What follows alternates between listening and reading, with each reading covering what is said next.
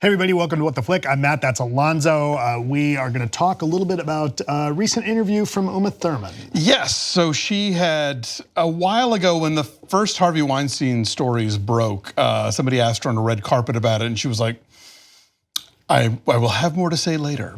Right, because she was too angry. She was too angry. I was like, okay, what's that gonna be? And now we know. She sat down with Maureen Dowd from the New York Times and laid out awful behavior from Harvey Weinstein, also awful behavior of a different sort from Quentin Tarantino, namely about putting her in a very unsafe situation during the shooting of Kill Bill when that didn't seem to need to happen, or at least it wasn't very good planning as far as, if you have a stunt, there's usually like a whole protocol involved, to keep putting people in sort of deadly situations, and that didn't happen. Well, it sounded like reshoots, right? Like they brought her back in for reshoots for it. I'd have to look at it again. I don't remember that part of it. Yeah, but. I mean, this is getting to the point where, when you hear Rose McGowan had talked about in some of her stuff like, oh, Harvey's got this whole network of quote unquote spies and operatives and people that are like suppressing news and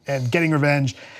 And you think, okay, I understand that Rose McGowan is pissed, and she's not the only one saying it, right? though. No, he had like Mossad agents who were, that's right. And so I don't mean that I don't mean to discount what she's saying, but it's like when you hear that initial news, it's a little like, wow, that's a lot. That's a lot. That sounds over the top. And then you get news like this, where it, on the one, I mean, at one extreme, you could make the case that like if you were a more salacious headline writer, you'd be like, oh man, they tried to have her killed by cutting those brake lines, right? Or something like that. Right. And the less salacious is like, I wonder how much she got pushed to do something unsafe.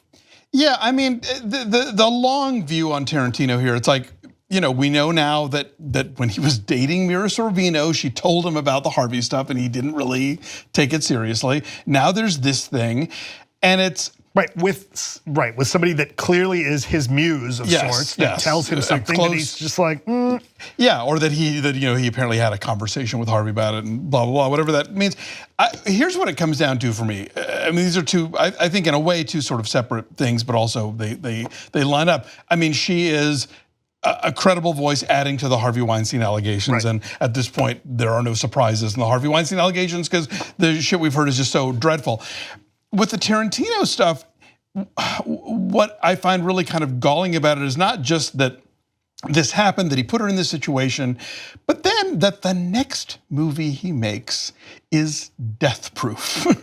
And he puts, of all people, Rose McGowan in the car, and it's just like, so it's sort of like in the same way that I can never watch the John Landis segment of the Twilight Zone movie because it just the whole thing gives me the creeps. I don't think I can watch Kill Bill or Death Proof again, knowing now that all of this stuff. That's obviously how my interaction with these movies is the least of the story here. This is about Uma Thurman, about her ongoing injuries from that accident, and about her betrayal from somebody that she was obviously had a very close working relationship with. Right, and so two people. I guess my thing is, there's been so many allegations about Weinstein, and like I get the real answer, but I can't help it as I'm hearing more and more of this news. It's like, how the fuck is this guy not in jail yet? Like, right? He is a rich, powerful white man. Right? No, I get it. That is the short answer. Right, I get it, and it's messed up because I have a really bad feeling, like when there's news that like, oh, he's trying to direct, the potential acquisition of Miramax to go under the Disney banner, like.